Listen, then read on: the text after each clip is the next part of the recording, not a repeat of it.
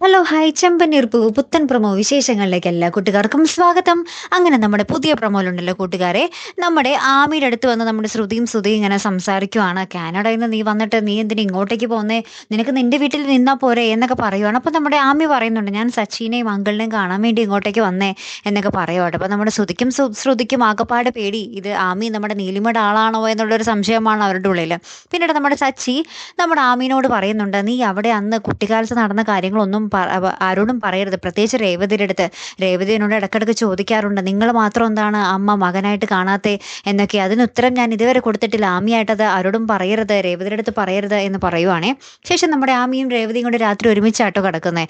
അപ്പൊ രേവതി ആ കാര്യം ചോദിക്കുന്നുണ്ട്, എന്താണ് സച്ചിയേട്ടന് ചെറുതിലെ പറ്റി എന്ന് ഞാൻ സച്ചിയേട്ടനോട് ചോദിച്ചിട്ട് പറഞ്ഞിട്ടില്ല, ആമി എന്നോട് അത് പറയോ എന്ന് ചോദിക്കുകയാണ്. അപ്പൊ ആമി പ്രത്യേകിച്ചൊന്നും പറയുന്നില്ല കേട്ടോ. എന്തായാലും നമുക്ക് നോക്കാം, കാത്തിരുന്ന് തന്നെ കാണാം. അപ്പൊ അടുത്തൊരു വീഡിയോ വരുന്നത് വരയ്ക്കും ഗുഡ് ബൈ.